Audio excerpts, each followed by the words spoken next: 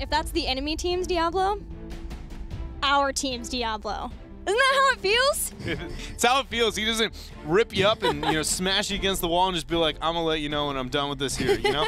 and the D.Va is infinite better than ours because the fact that it just comes in, casually saves him, and understands how to, to capitalize elsewhere on the map, get the 2v1 for free. Diablo's free. You think you'll actually be able to surf on D.Va's mech? I'll remain optimistic, and we'll just leave that as a, yeah, sure, that seems legit.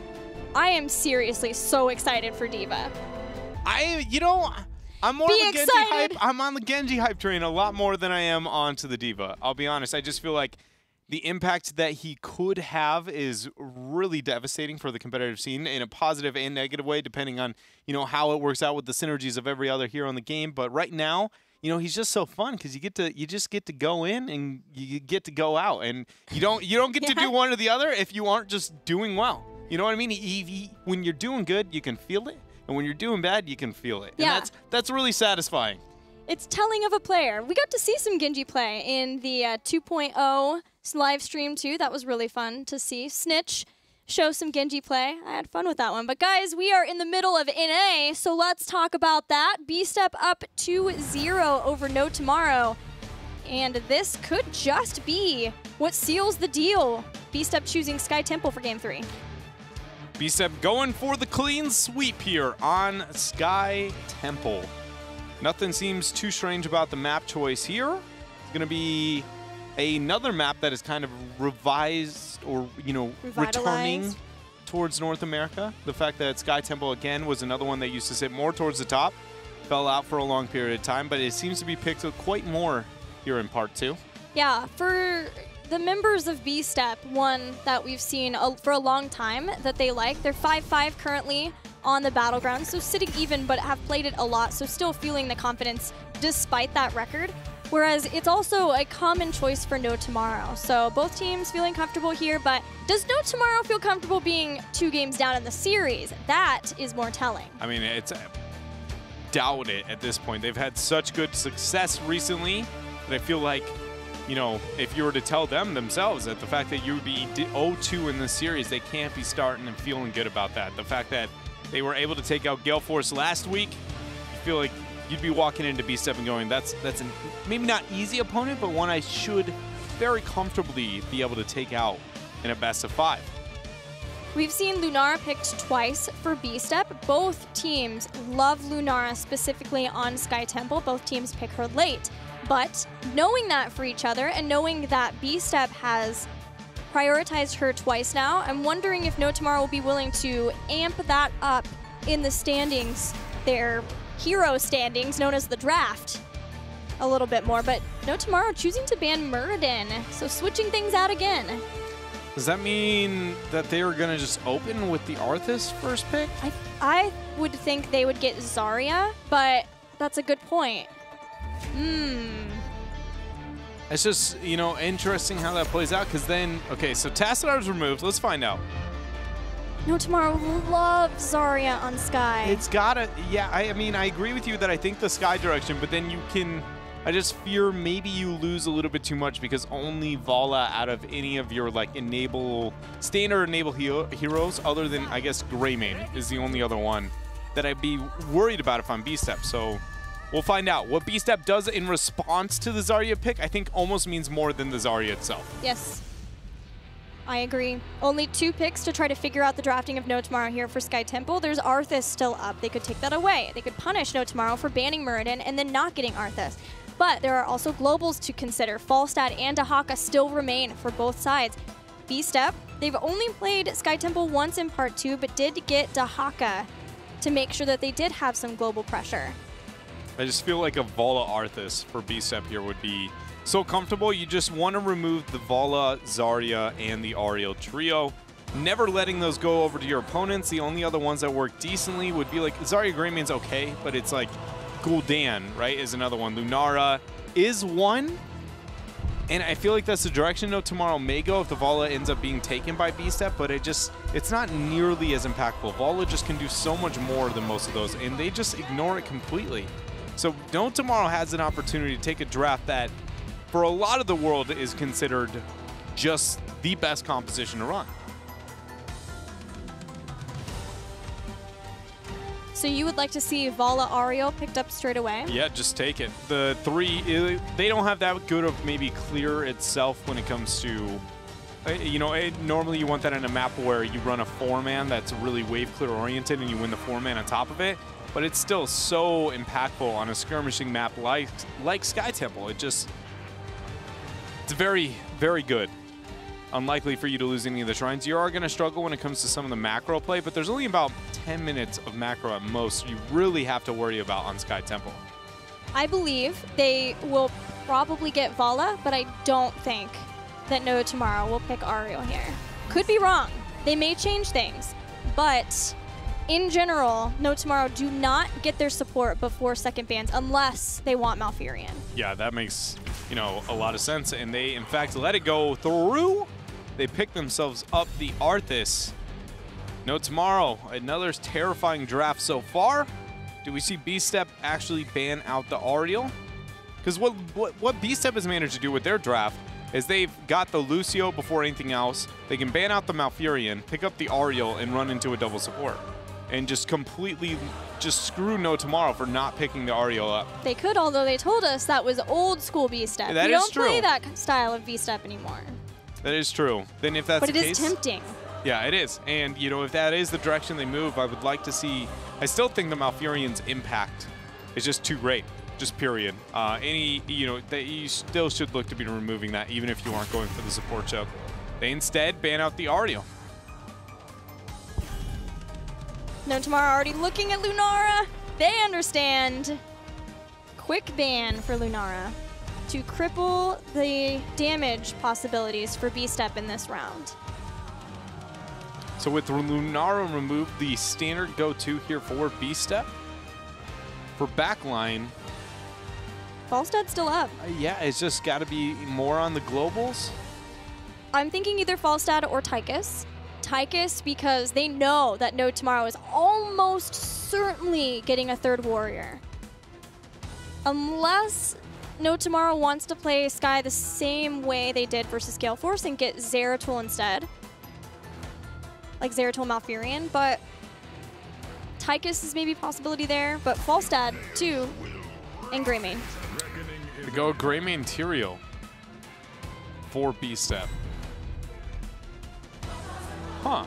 That's a duo that Freedom played well on Sky.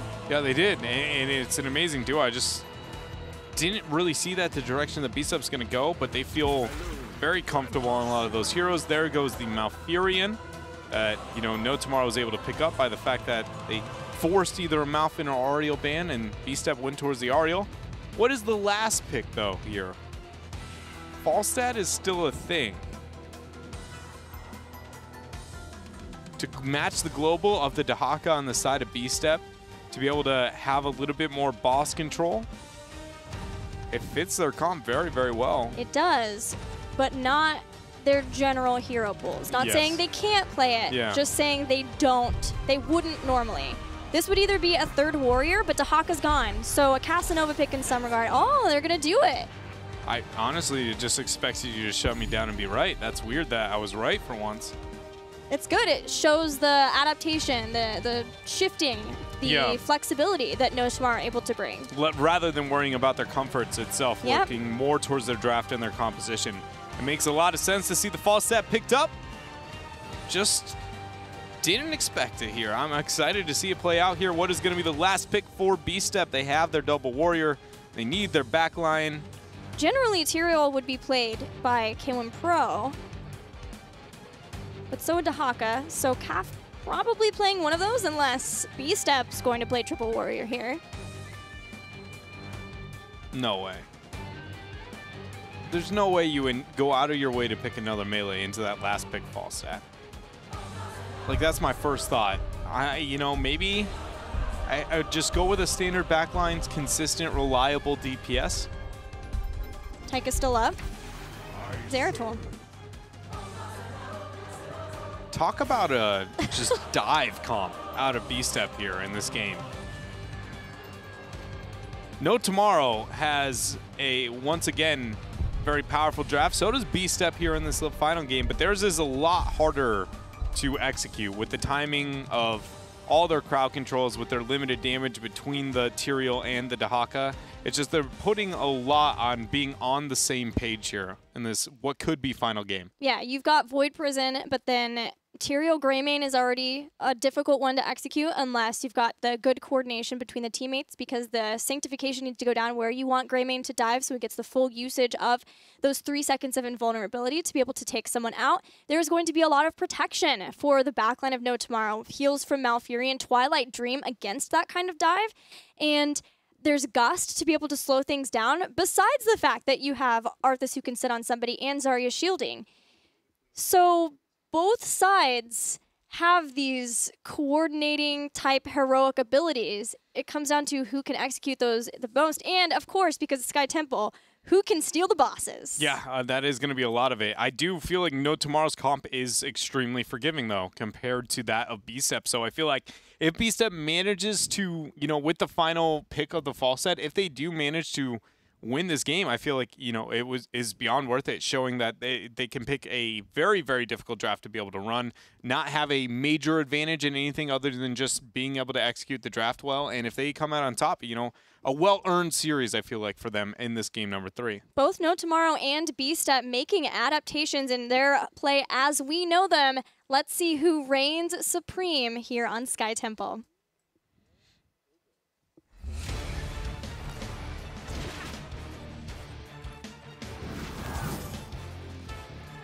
The Zeratul pickup, I feel like, was a lot of just focus onto the fact that the Falstad and the Vala are both very vulnerable, but I feel like the cross-supporting between the Zarya and Malf, that is the one thing that makes me feel like that Zeratul pickup was just a bit more panicked in making their composition that much more difficult to execute, you know, than what would have been another backliner here on the side of B-Step.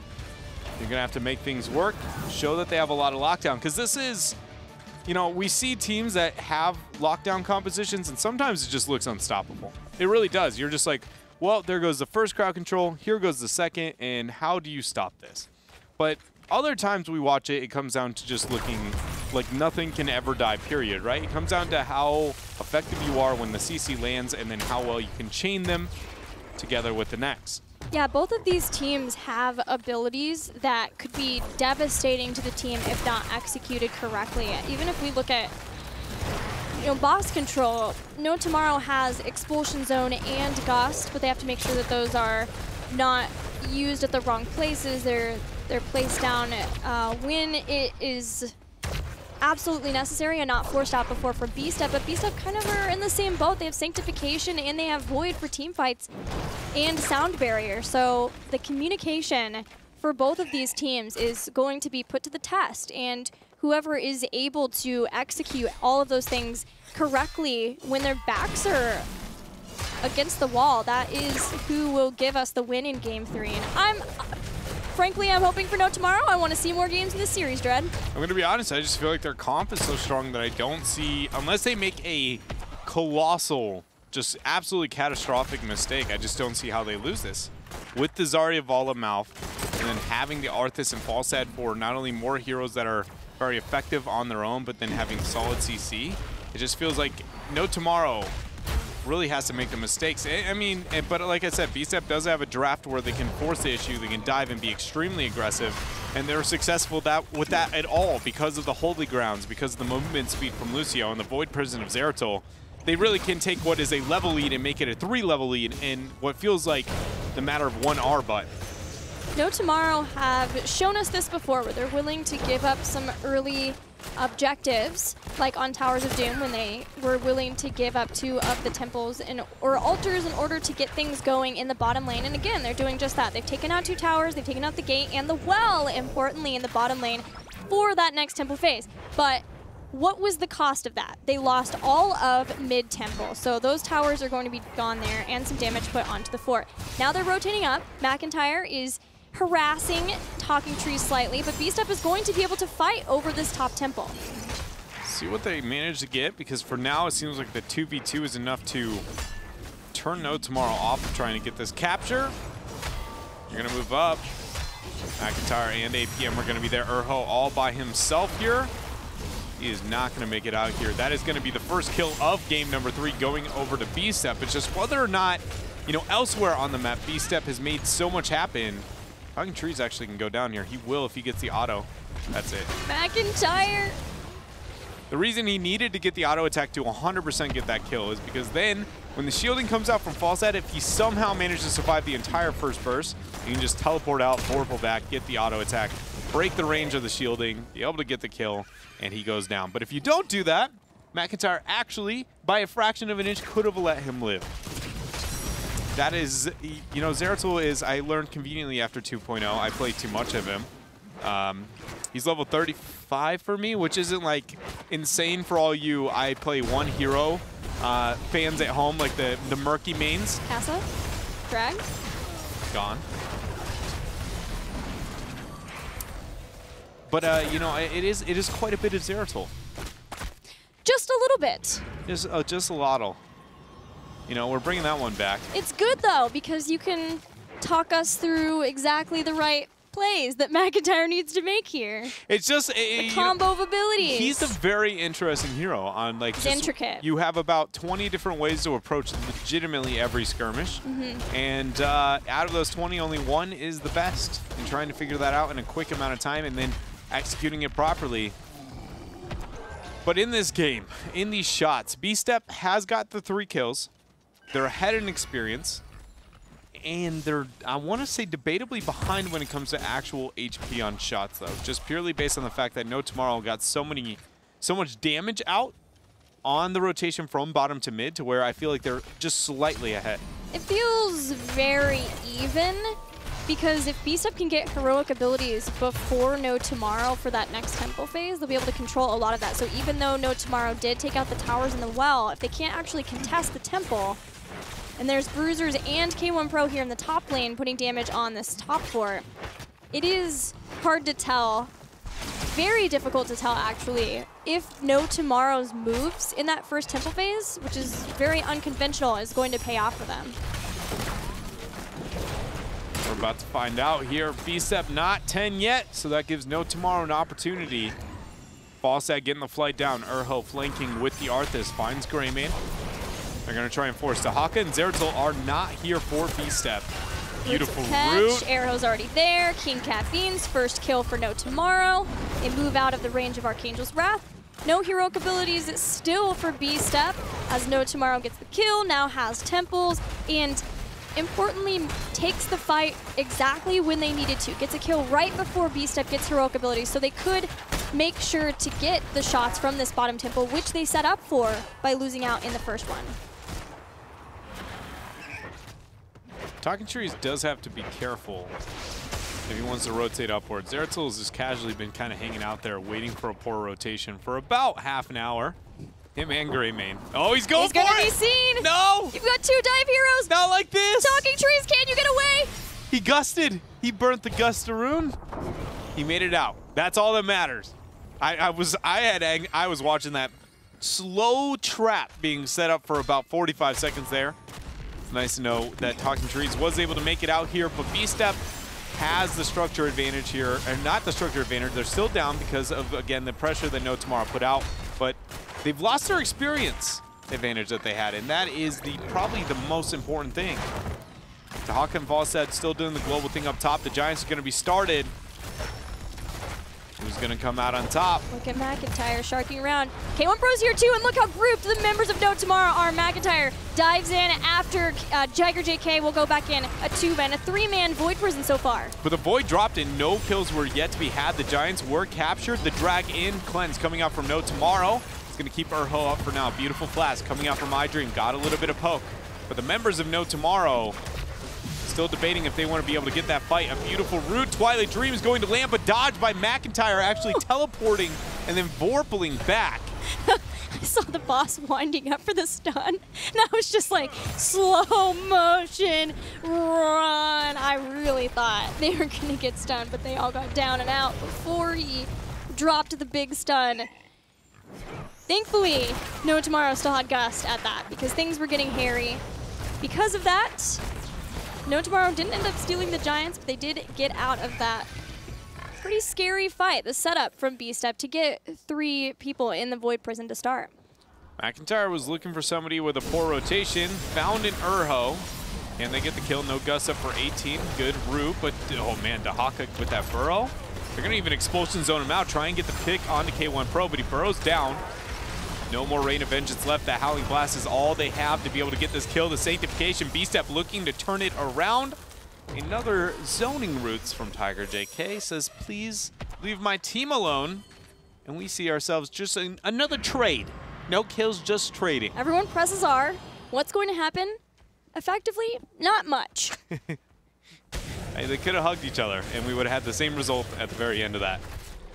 Cooldowns are up for B-Step, 10 more seconds for that of No Tomorrow. No Sank, though, for B-Step. That'll take a while longer. 2 temples up. For now, we trade with the globals on either side. But being closer to the bottom temple means that No Tomorrow are closer to the boss. B-Step hanging around there, making sure that nobody tries to sneak that. And 13 arrives for B-Step. Structures are almost dead even here. So nobody really, technically, No Tomorrow gets ahead when trading the shots, but not really.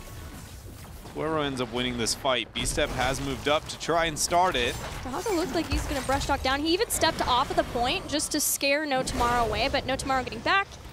He was resumed getting the last few shots. And B-Step even steals the last few shots away from this bottom temple. So that one fort barely stands. B-Step now taking the structural advantage, but as our lovely observer shows us, it is oh so slight. A lot of it came down to the stepping off of the point. You know, the fact that they didn't have that vision allowed them to be in a position to question whether or not the Dahaka had made its rotation. Otherwise, that would have been a very comfortable fight to force. Smart plays. Yeah, I love anytime we see a team abuse Fog of War like that. The lack of information and the expectations you can bank on of your opponent, and that allows B-Step to... it feels unjust calling it an advantage. You know, when it comes to the core health. Obviously, when it comes to that fort in structure health. Yeah. Obviously, B-Step's got the advantage when it comes to the experience itself, but when it comes to the HP of their structures, they technically have what is a mere sliver of that top fort. Is there anything smaller than a sliver? See, minutia dude, of an advantage? That is a Dad Knot question. Dad Knot has the best words for the weirdest things, just period. Especially if it's like, if it is just it's a thing, right? You don't have a name, especially if it's used to fix anything, like a rare type of tool that you just look at and you don't have a name for right out the gates. He's got about 30 or 40 of those. Like a whatchamacallit? Kinda, right? But it could be a Huvid. It could be a, we need to instigate a Dad Knot word of the week. There are a lot of Huvids in this world. You'd be like, oh, the Huvid over there, you know? But, you know, he's got like legitimately a list of 20 different ones he'll drop on you. Does it work? Do you know what he's talking about? Yeah, usually you do. Most of the time it takes about one word and you'll be like, oh, what? And he'll say it again and you'll be like, oh, obviously that's whatever this crazy thing is in front of me. Maybe that was his way subtly of teaching you about context clues. Could be. Adulting 101. Just be, you know, vague as heck and just try and make them guess everything, and eventually you call that adulting. Dad Knot lesson #1 for all of you guys at home. Hopefully we'll get more as HGC progresses. Whatever it was, a Hubbit of health, now No Tomorrow, removes it from the fort to tie up structures, but it's B-Step who are about to get 16. You can call that amount. All right, so that was definitely not Hubbit, first of all. I'm still learning. No context clues, though. It's fine. I gave you the context clues. Okay. Well, we figured it out. Shots are here. 16 is going to be here, but only for half the Battlefield Red team here. B-Step has the upper hand. What can they make work? Oh, Vorpal? No Vorpal. So that is going to be Talking Trees making it out here, costing him the Gust, but honestly worth more than his life. McIntyre walked away like Christmas time is here, just sadly stalking away, still not able to take out Falstad in the 1v1. To be able to B-Step, to be frank, he has had ample amount of time to try and get a kill trying. onto that isolated Falstad, because we talked about it, and I was just like, well, a lot of this comes down to, it feels like the Falstad being vulnerable, but for the amount of time dedicated getting those picks for B-Step to catch off, you know, talking trees and a poor rotation, every time he just gets away with just a smidge of help. I believe in McIntyre. He has time left. 16's here, Falstad's hanging out in top. Maybe that's his time. But 16 is a breath of fresh air for No Tomorrow, because they did have to deal with the tempo phase not being at that point, but now they can try to get into a fight, maybe over the boss, even knowing that they have such good boss control options, but Holy Ground, Sanctification there for Tyrael, as well as Void Prison and Sound Barrier. It's a scary fight for either side. Tensions are high. Will Cap go in for the Holy Ground steal? Only the Q, only one half of it. Not going to try and enforce that here. The camp will be rid of. B-Step has kept the Dahaka the entire time isolated, which has allowed No Tomorrow to kind of move up for more of those side objectives, but B-Step really just doesn't care as long as they can keep the members of No Tomorrow accounted for on the map, and Dahaka can keep slowly applying that pressure upward. No Tomorrow is really not making anything happen to where it's drawing him back. This front wall on this keep is the first time where No Tomorrow has been like, hey, Dahaka, we're getting something more than you. And the fact that they now are no longer sieging that up, Dahaka is conveniently turning that around once more. And he's going to be able to burrow out as Falstad made his way back home. I was watching the forever battle between Tiger JK and McIntyre, where McIntyre was sharking around, seeing if he could make Malfurion quiver in his boots. But with the scouting drone, the Moonfires to be available, Tiger JK continued to spot him out, making sure to watch the flanks behind so that B-Step couldn't get a huge Void Prison as No Tomorrow tried to retreat. 2 temples available on the battlefield. B-Step still maintains that level advantage they've held for a lot of this game, and they want to fight over this temple, letting Dahaka move down to the bottom one. Tiger JK just slowly running around the entire time trying to avoid McIntyre at all costs. Drops the scouting drone, says, this is my home now.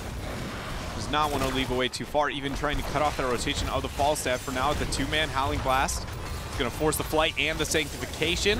A lot of cooldowns going to be traded. Sound Barrier here, 5 versus 5. Everyone has shown up here towards the mid. Twilight Dream and Gust are going to be stacked there. They did get silenced and they did get gusted, but they were not impactful, at least not stacked on top of one another. And that is going to be the first kill here as Falstad goes down. The Void Prison 2 to follow that up was integral to B-Step being able to clean up the members of No Tomorrow. They're quickly getting 4 kills. Jason's behind the wall, but won't be able to do anything to stop whatever B-Step wants to do at this point. And with a lot of the members down of No Tomorrow and B-Step just about to hit Storm Tier talents, B-Step look like they are going for the throat. They are going for the throat conveniently, and the game here, Gilly, with 4 members dead, only the Vala left to stand, and the Holy Ground body blocks are going to be real here. This looks like the 3rd game in a clean fashion is going to go over to B-Step. 7-1 in the kills and 3-0 when looking at the series. The game was so close on Sky Temple. Game number 3, back and forth for who was able to have the structural, the experience advantage.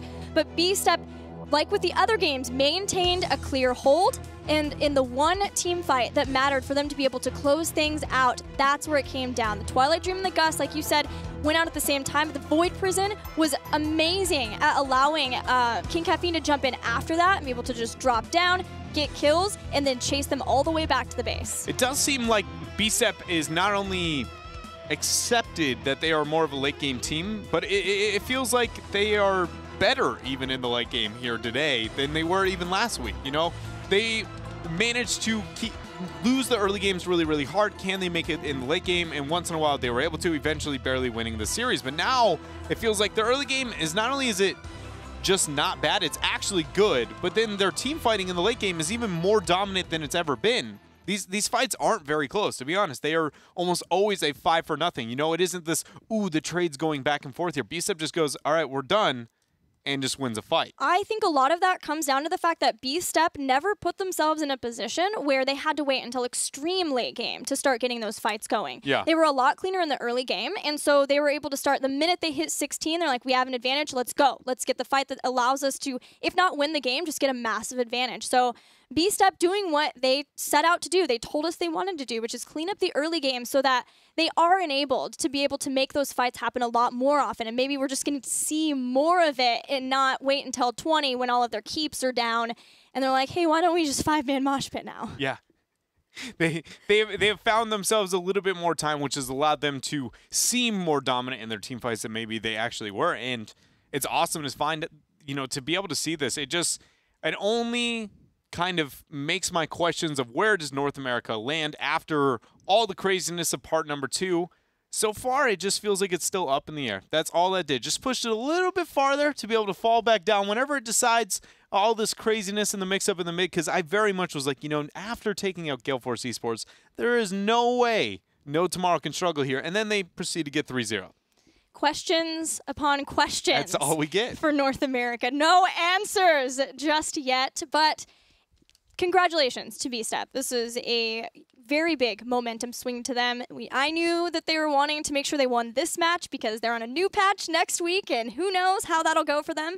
But showing that even maybe with a new patch, they have that momentum, as well as they've figured out a lot of who is going to be playing what their roles are within the team. Yeah, and I think that really does help them better themselves. We often talk about when a team is looking to improve, the first thing you've got to do, even if it's not optimal, sometimes it's just keeping things the same so you can then test other variables. What is the actual problem itself? And the first thing you got to do to start that out is often figuring out what role am I playing, right? So it is awesome to see them kind of bring that back a bit along with other teams in North America, but then the positive success that they managed to show in part 2 and especially here in week 3. Well, we are waiting to hear from McIntyre, member of B-Step, on that victory. But while we're waiting, we have a tweet from one of you guys at home. Thank you so much for hanging out with us here at the Heroes Global Championship. You can always talk to us using the hashtag HGC on Twitter. This is from RG Hots. North American HGC standings are like a tornado. Fascinating to watch, but wild and uncontrollable. As somebody who grew up in Kansas, can confirm it is wild. Tornadoes and the standings. I've only seen one tornado, and it was, like an actual that touched the ground was scary, and yeah, they're a little bit terrifying. You were in the middle of Tornado Alley, right, Nebraska? I've been in the middle of many tornadoes, not inside of them, but many a times I've had to just hunker down in the basement, ride it out. Do you have the sirens? Oh, yeah. The whole city siren. I just didn't know if that's a universal staple across most of it. Yes. Yeah? Every single town. Yeah, I don't know why we're talking about this. I just got distracted by your tornadoes because now I know the middle of North America's standings are absolutely uncontrollable, so much so that I honestly don't have much to contribute to that conversation anymore other than it's just all over the place. Look at it. This last series only made it that much harder to figure out. Oh, my. 6-4 is Teammate. 6-5 is B-Step. Teammate's going to play tomorrow versus Superstars, who are at 4-6, tied with Team Freedom 4-6. This is ridiculous. And you know what that did even more so for the conspiracy theory we threw about Superstars and No Tomorrow is now just kind of out the window. Just even when we could try and come up with the cool things to be able to help you guys at home better understand the standings. In fact, that just gets thrown out the window the very first series of week 3. But it makes it so much fun because we've talked about how playoffs are going to work for mid-season brawl. Yes, the number 1 in standings is guaranteed to go to mid-season brawl, but it's not about who's in second place. It's who can make it through the ladder system of playoffs. 6th place plays 5th. The winner of that plays 4th, all the way up to 2nd place. Of course, you want to be as high as you can in standings. If you're at 2nd place, you only have to play 1 series. You are relatively safer. You would think maybe that will be the difference of you being able to make it is you don't have to play through so many matches. You won't have your play scouted out throughout those playoffs. But here, because we have seen upsets on everybody, even though tomorrow over Gale Force Esports, it could be anybody's spot. Yeah, it just legitimately puts it into a position now after what we've experienced here, especially that last one, not kind of sealing any of those questions, only opening more boxes, really puts us in a position to where the 5th place team, or even the 6th place team that we've experienced there, if we took our standings even right now, is taking games off of the 2nd seeded team, meaning that every single team in that area, in theory, should very comfortably be able to take series off the next, making this a legitimate just death match. You know, normally when we see this format, you think about it and you're like, I get where you're going with it, but I'm worried about once we start it like halfway through, then it's going to get really good. No, we just started at 5 and 6, the very first opening 2 positions for the playoffs, and we're going to start with what could be in anybody's game. And talking about Midseason Brawl, there is the first team qualified for Midseason Brawl from the SEA region. Congratulations to Conbox SEA, who have some 4 ex-members of Imperium Pro Team who played and represented the region at BlizzCon. They've been really successful as a group of players, and the fact that, you know, one thing about Southeast Asia when we talk to these players, whenever we get to meet them at any of the events, is the fact that they actually get to scrim against not only the Chinese but then Korean teams as well. Really helps them as one of the, you know, the regions with that we typically have lesser representatives, and it really enables them to try and grow as a group of players. Every single time they come back, it feels like they are miles ahead of what they were the tournament before. Yeah, it's very exciting to see them be able to reclaim their title, those players. Congrats to them. We'll let you know as more teams qualify for the Midseason Brawl, but King Caffeine is now ready for us to talk to our victors. Hey, Caff, congratulations. A 3-0 victory. Did you guys feel it would be this dominant? I know when I talked to you, you said, no, tomorrow, you're scrim partners, so you weren't sure how it was going to go. Yeah, we had an idea that it was going to be this dominant. Like I said, we've been practicing against them a lot, so we kind of knew what they wanted to draft, and we opened up kind of just taking away their comfort picks. That ended up working to our advantage in the 3rd game, where they ended up, you know, banning those heroes away from us, and then we had backup plans as well, so... Which was more important for you guys to be able to take away? Was it the Lunara or the Muradin? I'd say the Muradin was more important. Urho plays a really good Muradin. He's extremely scary on that hero, and we just didn't want to have to deal with that. Plus, we know you might be okay with playing Muradin here and there. Yeah, you know, it's my favorite hero. No big deal. Dread? So you guys obviously have had a tone of kind of, you know, lose out the early game, wait till the late game, and then be able to turn things on and win a fight. If you're going to win the game, it's always while being behind for the first half. But in this series, you were actually the more dominant team for the first part of almost every single game. We know you guys have put focus onto your early game. What do you think you changed that has made, you know, the first 10 minutes of the game a lot easier for BSEP? Yeah, it wasn't really our plan before to be so far behind in the early game and come back in the late game. It just kind of happened. So what this is showing right now is just a lot cleaner play from us. We weren't feeding early, which was our biggest issue. We also had a little uncomfortability on heroes. Like, you know, we switched K1 Pro from range to melee, and this series kind of solidifies him in that role. You know, he played really well on all those heroes. And, yeah, I think it's the end of the patch. You know, it's the last week. It's the last game we're going to play on this patch. That's usually when we play the best. So, you know, we'll be ready for next week, hopefully, too, with the new patch. Well, King Caffeine, you guys get a break now. Next week, you'll be going up against Gale Force Esports on Friday. Any thoughts? Maybe you can give us hints about that matchup, how you're preparing? I have a feeling that matchup's going to be a clown fest because it's going to be the first game on the new patch, and there's going to be a new hero, new meta. So I can't really promise anything for next week, but obviously we're going to come out guns blazing. That's great to hear. Any shout-outs before we let you go? Yeah, shout-outs to my team. They're all awesome players. They've been really committed this season, and I'm really proud of them. Shout-outs to you guys. You're doing an awesome job. And shout-outs to all the fans. Thank you, guys. Thank you, Calf. Congrats again. Cheers. Well, a 3-game series. A 3-game series, Gilly. 3 wins. Goodness, that, you know, that's 1 less than 4 and 1 above 2. 2 isn't possible. Hello? It's not impossible. It's 2-game series. Oh, that's true. Unless you went for best of 2s. Best of 3 and you win 2-0. You can legitimately have a best of 2 Yeah, series. I know. Okay, well, we're good with this series. Obviously, we're done with it. Congratulations, B-Step. After this break, Team Freedom and Tempo Storm. Stay tuned.